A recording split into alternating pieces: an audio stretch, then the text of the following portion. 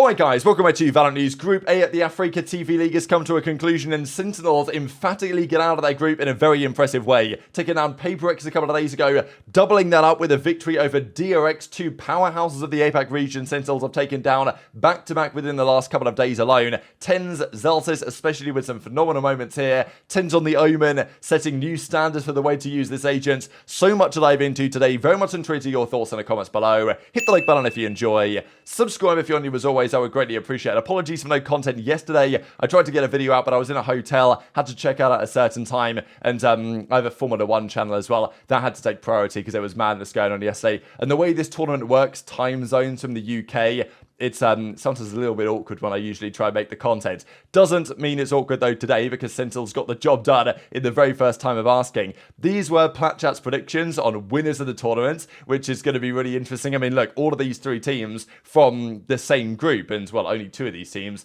can even get out of the group. Few updates for you guys that I missed yesterday because there was no video. Version 1, I don't know if you guys saw this, but there's been rumors for a long time that Version 1 are partnering effectively with G2. That's the main reason why we think at least Version 1 had to sell their franchise or their team in the Game Changer side to SR because Version 1 and G2 Gozen were both top theoretical Game Changers teams. The teams actually played in the end, of course, when they were SR at the Game Changers World Championship that SR and formerly Version 1 went on to win, but there would have been a conflict there, right? You can't have Version 1 and G2 owned by the same people at the same time at the same event. That's mainly, I imagine, why that organization, that team was sold to SR and they went on to win the entire thing. Now it's confirmed that Version 1 effectively as a brand is going to disappear, and that'll be G2 from now on out. So yeah, that's the update on that one and just the clarification what occurred that not long ago. Also, there's some A-Win. I thought this was kind of sad really to see. Of course, in the Crossfire days and then in VALORANT, he was notably on XSET and then, of course, Global Esports last year. But A-Win's decided to hang up the mouse and retire from competitive gaming after 10 years of competing. So wishing the best for A-Win going forwards.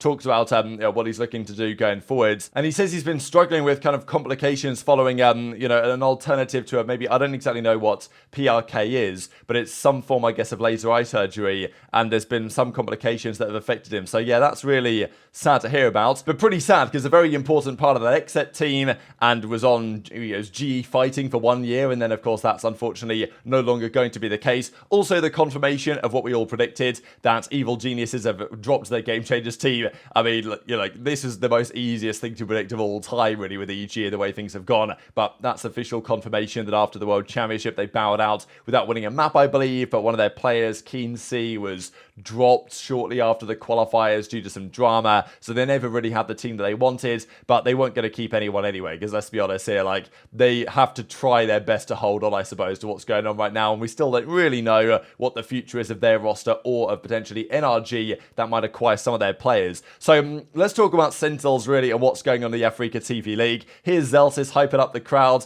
getting a Sentinels chart going. I mean, this guy brings the energy. You've got to massively respect it. A little bit of a signing they did here, of course. Pancada's there as well, looking over, thinking, damn, this guy, man, he's taking my spot. He's bringing the energy. What's going on? But given the performances so far, you absolutely cannot ridicule Sentinels for the way they have made these decisions. Zelsis stepped in one time because Pancada was ill. All of a sudden, they thought, hang on a second, Zelsis is kind of cooking. And, I mean, look, it just works so well at the moment. I mean, the performance today was pretty electric, especially what TenZ is up to, right? Because TenZ got criticised a fair bit, and he has been criticised in the off-season. The likes of Sideshow making videos talking about what he needs to improve and stuff like this. And obviously, given he's the biggest name player, TenZ gets a lot of criticism. That's just generally how it is if he doesn't perform. But he's moving roles. He's trying all sorts of things. He was on the Breach the other day, of course, we saw that he actually went on to play the smokes, right? He was on the Omen, he was doing stuff like this, and we're like, what's going on? He's been trying with this Breach for some time. Now it's like him and Zelsis are swapping around.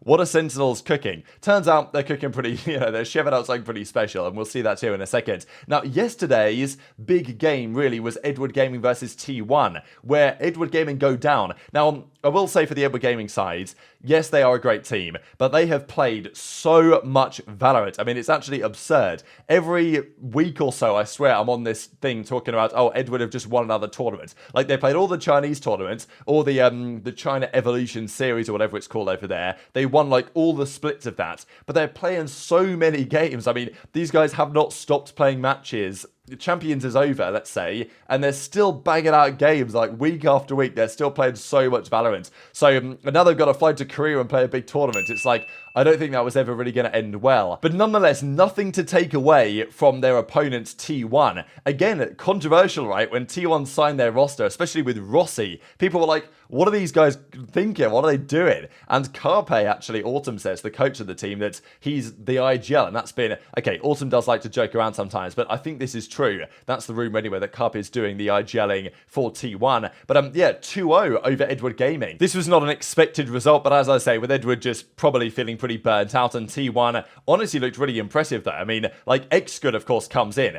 I love watching Xscud in the Counter-Strike days. I thought he was such a talented player, and he comes in on the Chamber map to Lotus and just has a great series. I mean, Sire player, Rossi played really well. Such a strange team, but like, what a result for those guys. Like, I'm really looking forward to seeing this team now, because it's just these weird teams that have been put together, and it's actually kind of working. Like, with Xscud and Rossi playing well. I mean, map 1 was an overtime, 14-12 on the bind, and then Xscud here had a monster game on the Lotus, 21-9 on the Chamber for a 13-6W. So yeah, they go down, EDG go down, they will move on to the losers bracket to try and fight back. And as Rossi says, please keep doubting me and my teammates. You know, very tough game. T1 move on. So could be a surprise feature of this tournament, no doubt about it. That leaves the group like this, because the Fancy United team, they went down to Team Liquid. So tomorrow we're going to get the conclusion to this group, Liquid T1, and then we'll see if Edward Gaming can fight their way back in through the decider and through the qualifying game, which is definitely going to be a pretty tall task. But let's talk about Sentinels, right? Because just this morning, I got back from yesterday, and I opened up this package here. They sent me some hopium, and clearly it's pretty good timing for this to arrive in the post, because today was an absolute masterclass of Sentinels versus DRX. So Zekin says, day 5 in Korea, no Vandal skin, have not dropped more than 10 kills in a scrim yet. But the funny thing is, Zekin didn't even play that well today,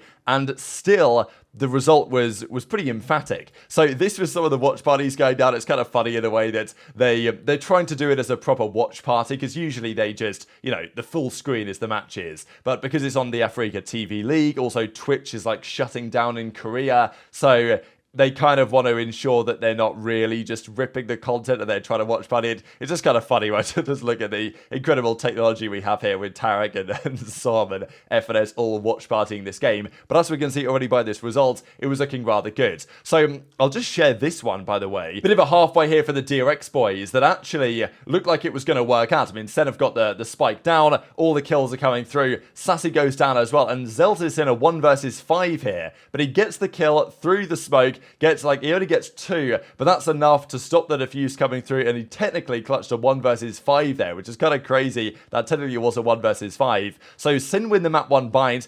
Interesting that DRX decided to take it to bind, because that's a very good map for Sentinels, no doubt. But the game 2 was really what sent things at different level, because we know that TenZ has got a lot of criticism for various things, but TenZ's performance on this map especially was just next level, and shows why a lot of the criticism, people saying, oh no, they need to, you know, bring Pancada back in for TenZ or something like that anyway. But clearly he knows what's going on, because Pancada must be sitting there thinking, man, what do I have to do? I'm a world champion, and now my role has been taken by Zeltis, and now TenZ is running the Omen, you know. Here goes TenZ, he gets a couple of kills. This was a 4K, 1v2 clutch technically, but a 4K in the rounds, in the overtime, 14-13. TenZ, of course, uses the ultimate, gets the final kill on Stacks, 15-13, victory for Sentinels, 2-0 over DRX. I mean, they beat PaperX the other day, and sure, the PaperX series was very impressive, but it's still a little bit interesting, because they had Jing back in the team, they're making loads of changes,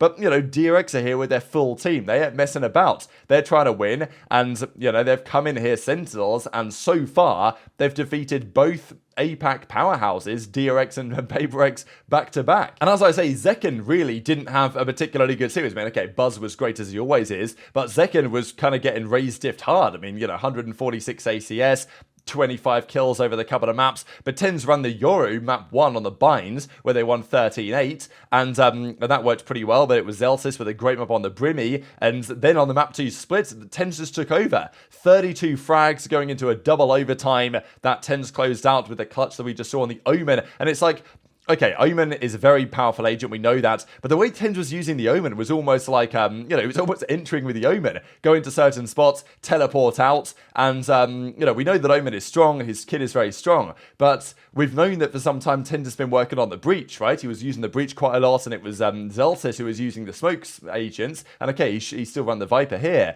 but on this case, TenZ has decided, you know what, the Omen might work, so it's kind of crazy that Sentinels have gone from being this team without that much strategic depth and without that many new ideas coming to the party, and now they're utilizing TenZ's raw ability in really interesting ways such as this, and then TenZ is taking over for a 15-3 map win on DRX's pick on the split to close out the series 2-0. So, look, people would always talk about the TenZ and the Hopium, the Copium, or whatever you want to say, but you can't deny they don't look very impressive. Now, the tournament isn't over, of course. They will have to play probably at least one of those teams again later in the tournament, the way things are currently looking. But, Sentinels are right now got to be the favourites to win this tournament with the way that they have played so far. TenZ says, trust the process, and to come in here with all the, rumours about Xelsis and Picard and everything, and for them to come out to get the results that they've done is, very impressive so far. It's still, early days, still warming up, but I don't think a lot of Sentinels fans would have expected to come in here and beat PaperX and DRX back-to-back to get into the playoffs